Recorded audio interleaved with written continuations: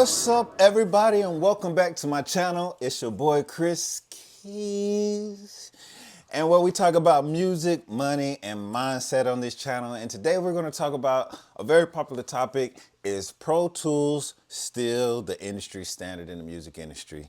And I've heard a lot of takes on it, and I think they've all been fabulous, fantastic. But I got a different take than what I think mostly I've heard. I haven't heard anybody have this take on this particular topic. So be sure to stick around to the end so you can see where I'm coming from with all this. So, but let's start from the beginning and why Pro Tools even became the standard in the first place, right? So Pro Tools started back in the 80s, the early 80s, around 84. There was these two guys, UC Berkeley. They started a program. It was called Sound Designer. It later, over some transitions, changed the name. And it wasn't until like the early 90s, 91, that they really came out with Pro Tools. And it was like a 4-track workstation. The 90s, became a 16-track workstation. And it wasn't until like 2002 when they came out with Pro Tools HD. And that's really when the industry started embracing Pro Tools as it became like the industry standard. Now, at the same time, let's look at some other DAWs that had the opportunity to become the industry standard too, right? So let's go back and look at Logic. Logic, they started, well, first there was this company called, C-Lab, which was later renamed to eMagic. And they were released around 87, and they was like an early MIDI sequencer for Atari, right? And in around 93, Logic launches their first brand. I think it wasn't called Logic, it was like Notator Logic. But long story short, they wound up buying out eMagic around 2002, that same time, and renaming the whole company, the software, Logic Pro. All right.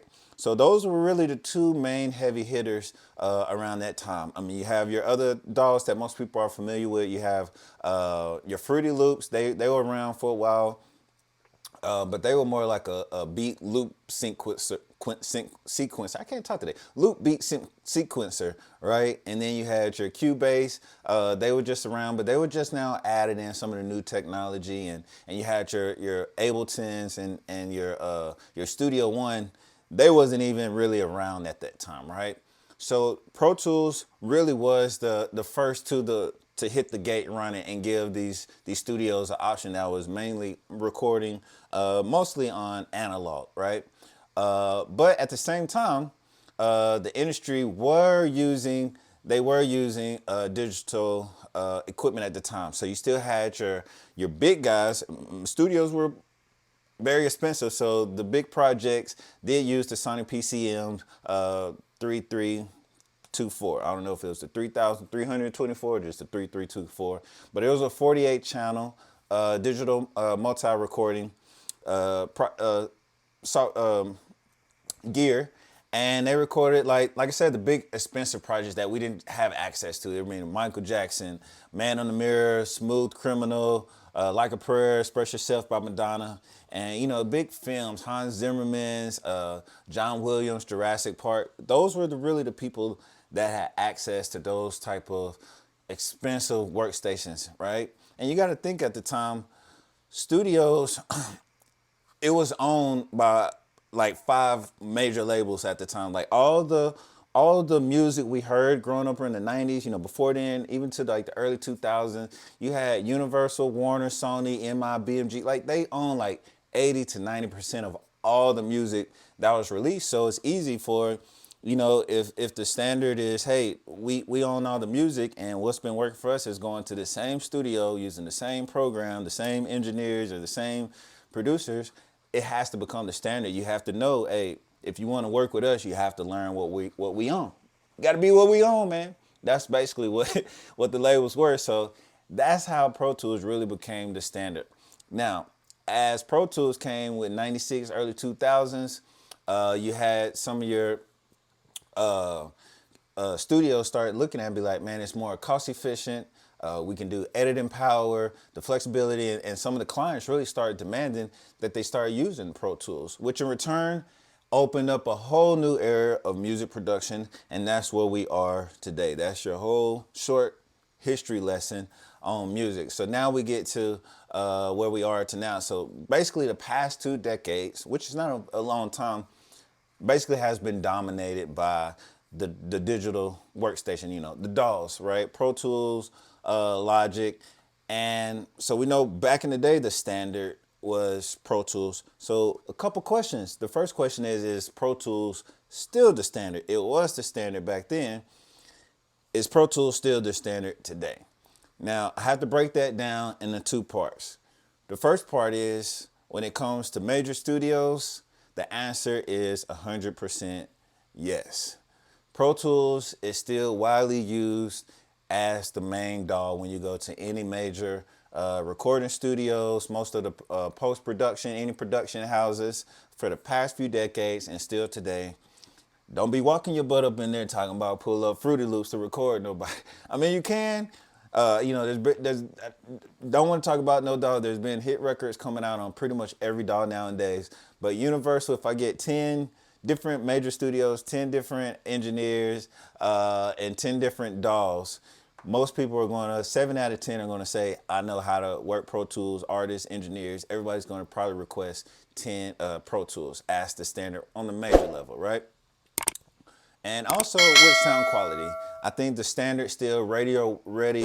It's kind of like a geeky thing, but if you listen to how songs are bounced and how instruments, audio or MIDI instruments, VSTs are played, I think Pro Tools, they have something figured out from being around so long. They give you that little high end, I don't know the technical on it, somebody probably comment below and tell me, but there's a little high end boost that I get from Pro Tools that's a little crispy, gives me that Quincy Jones kind of vibe. Where Logic gives you a little bit boxier, warmer sound, I guess.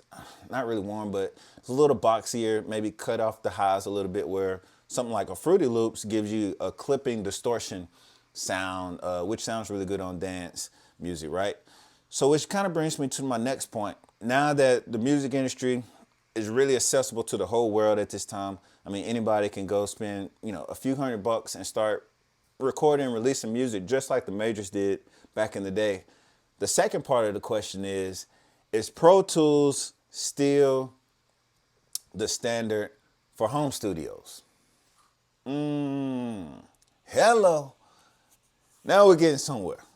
Is Pro Tools still the standard for home studios? That's a whole different question. Now we're talking about major studios, which was a handful of them, or major labels, handful of labels making all the decisions, to now you got millions of people all around the world. And now we need to tally up what do people say? What do people say? You know what I'm saying? And my opinion is a no. But wait, there's more. No, but seriously, Pro Tools, I don't know if it's the standard for home studios. And there's a couple reasons why I say that. Today's generations, they like things fast. They want to use the newest technology, and they want to increase their workflow, right? So with that being said, people aren't creating the same style of music and type of music as we did back in the 80s or 90s. In the 90s, there was a lot of live instrumentation that was done. So you got to think about it. What percentage of home studios, millions of people now, think about it, really know how to get in and learn a piano, a guitar, a bass, a drum, like really are playing live instruments on their home studio? And I would say the fair majority probably aren't, right? So therefore, they need a software that just like, hey, I just want to be able to get my idea out real quick. Well, Logic does that. They give you thousands of loops right at your disposal. Ableton, Cubase, some of these other softwares, they let you drag in samples. I could change the key.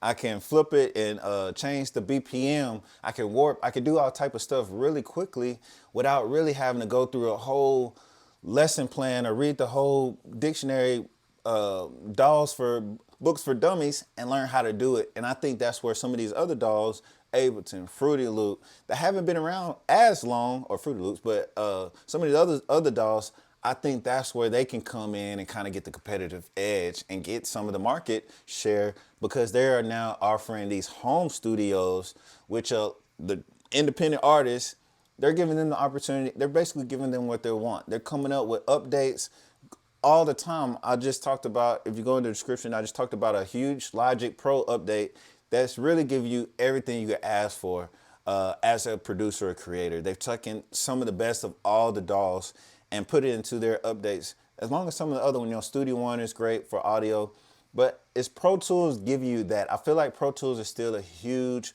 not a huge, but I feel like it's more of a learning curve that the basic home studio producer, creator, artist, engineer, that they might not be willing to go through. They might be willing to still invest in for somebody else to do it. But if I'm just a creator, a songwriter at my house and I just want to get some ideas out, I don't think they're all going to go through that whole learning curve of trying to learn Pro Tools.